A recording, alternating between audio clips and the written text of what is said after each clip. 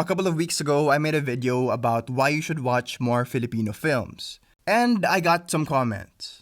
Okay, Ryan, you've convinced me, but now what do I watch? And I tried making a list, pero masyado mahirap. I think for the same reason why musicians hate the term OPM, because there's so many different genres. There's Filipinos who make reggae, Filipinos who make hip-hop, who make pop, so it's weird to box them in under the umbrella of OPM. And it's the same for films.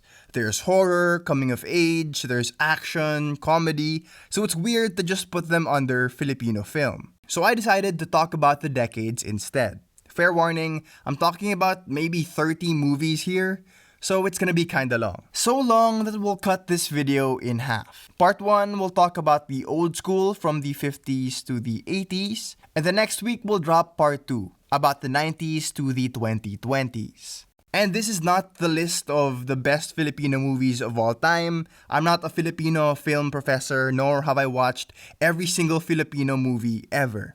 Of course, there are movies I will miss, but these are just my favorite movies. Let's start with a movie from the 50s. A black and white film about Genghis Khan. Yes, that Genghis Khan. Almost 70 years before John Arcilla won at the Venice Film Festival, this movie was nominated for Best Film. The props and costumes were really cool, and the fight choreography was really mind-blowing for the 1950s. And if anything, this movie proves that Filipinos have always had the ability to create amazing films. But sadly, there is no copy of the original film. The one we have right now, there is an English narrator translating everything they're saying. But I think this is a testament to how good Manuel Conde's direction really is, that it still works without the dialogue. Moving on to the 60s, where we had a lot of Filipino-American collaborations, and a lot of movies about World War II. One of the most prominent names during this time was Eddie Romero, who is one of Quentin Tarantino's inspirations for his filmmaking style. Movies you can check out are The Raiders of Leyte Gulf and The Ravagers, which I personally recommend because you can see a young FPJ. He's like this sexy ex-convict, maangas, he's this fighter na may American love interest. Moving on to the 70s, where Eddie Romero continued to make good movies like Ganito Kami Noon, Paano, Kayo, Ngayon, set during the end of the Spanish colonization and the start of the American occupation. And it's cool to see this power shift through the eyes of an ordinary Pinoy, played by Christopher De Leon. And for me, I always thought Eddie Garcia was this lolo actor. Like, he always kills the grandfather type roles. But in this movie, he's charming, he's smooth, and honestly, has the greatest bigote in Philippine cinema. But I think of the 70s as the start of the Lino Brocka era. He honestly made so many movies, but the movie that everyone always talks about is Maynila sa mga Kuko ng Liwanag. It's a movie with already excellent source material, based on a book that I had to read during high school by Edgardo Reyes. But Brocka was able to elevate the story so much more by turning Manila into a character. It was a land of opportunity and a paradise for the wealthy, but hell for the poor. What's amazing about this film is I've lived in Manila my whole life, but I never thought of Manila as a scary place until I watched this movie. I guess thanks to the excellent cinematography by Mike De Leon, who we'll talk about a little bit later. But his mastery of light in this film is something that I don't really see often, even in current films. His use of shadows, street lights, and especially neon lights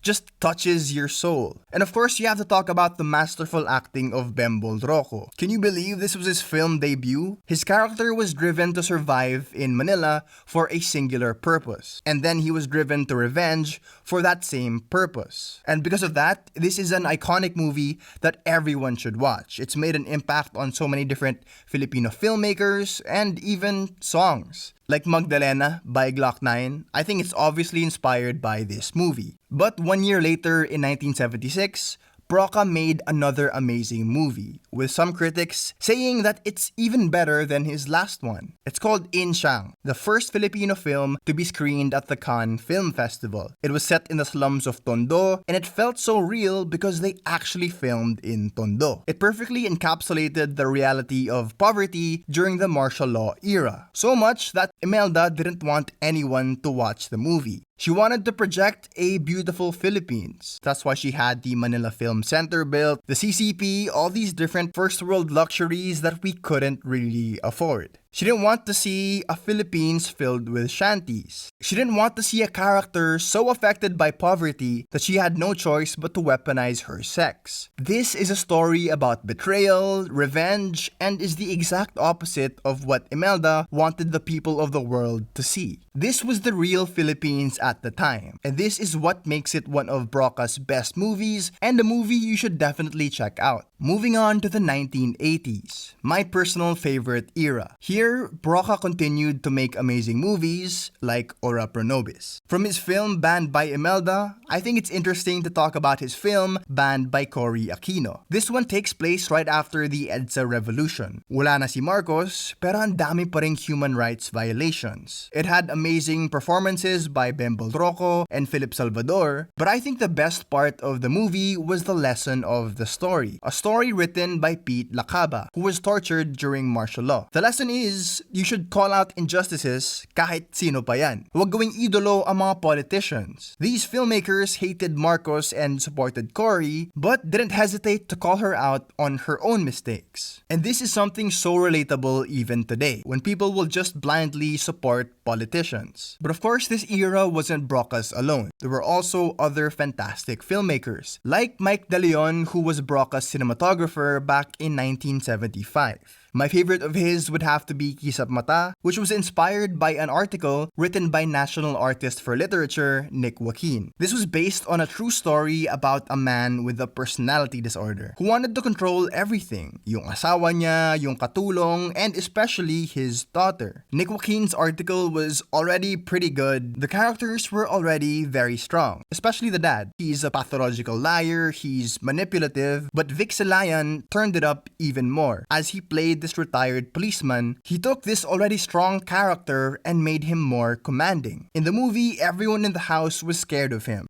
And when I watched it, even I was a little bit scared of him. In the article, being Ilocano was a small part of the story. But in the movie, it adds so much more depth. Because in times of extreme emotion, his Ilocano comes out. And I think that's what it's like for all of us. Like, when I speak in English and I start to get mad, bigla na lang ako nagtatagalog o nag-Ilonggo. But from a movie inspired by true events over in Makati, let's move to Mindoro, kung saan nagpakita ang Virgin Mary sa mga schoolgirls noong late 1960s, which inspired Ishmael Bernal's Himala, written by Ricky Lee. In this movie, Nora Honor plays Elsa. Elsa! Elsa! Elsa! Gusto mong gumawa ng taong niebe. She's a girl who saw the Virgin Mary and after that started to heal people with her faith. We don't actually get to see anyone get healed, but Elsa becomes more and more famous. And I think this shows how some Filipinos have an almost cult-like devotion to religion. For example, yung itim na Nazareno, na nagkakagulo yung mga tao para lang ipahid yung mga panyo nila because they think it will heal them. And actually, naging tourist attraction na yung street ng lola ko kasi may tumubo na mukhang Virgin Mary sa puno sa kanto. But this movie shows why people in poverty cling to religion. Because what other choice do they have? Who's supposed to save them if not the Lord? And this reminds me of something that Karl Marx once wrote, that religion is the opiate of the masses. It's a film that came out in the early 80s but is still very relevant today. Another Ishmael Bernal and Ricky Lee collaboration was Manila by Night, another film banned by the Marcoses. In fact, they had to take Manila out of the title, making it City After Dark. And like Broca's Insiang, it showed the reality of Philippine poverty. I think this was worse, actually, because it showed poverty in the capital. Sex, drugs, prostitution, all things that the Marcoses didn't want the world to see. The acting in this movie is also amazing. William Martinez shines as Alex, isang pretty boy na nalubog sa drugs, and Sherry Hill as Kano, this tomboy drug dealer, I think are my favorite performances of the film. These are themes considered taboo in the Philippines even today. And that's why, for me, this is the best Bernal movie story-wise and also visually. But we have to thank Peke Galyaga's production design for that as well. And speaking of Peke, let's talk about my favorite local movie of all time, Oro, Plata, Mata.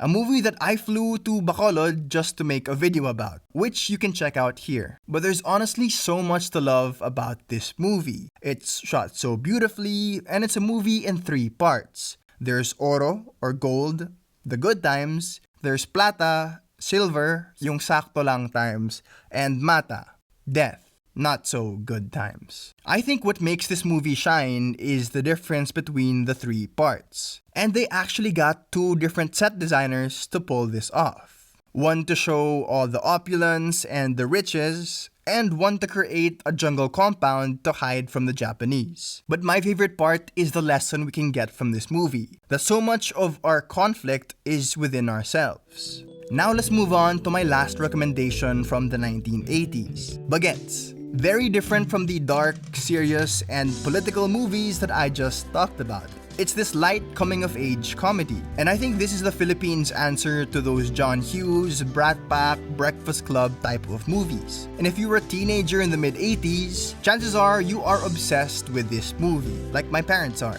I actually watched this movie with my mom, and it made her relive her childhood. It made her very happy, especially to see Agamulak dancing. And I guess now I see why older people love him so much. To me, he was always this tito in the Jollibee commercials. But now after watching this, I get the Agamulak hype. The movie soundtrack is awesome as well. There's Gary V singing the theme song, there's Raymond Lauchenko singing So It's You and Farewell, but there's also so many other artists. Boy George, Madonna, Michael Jackson, and Joe Boxers, they're all here.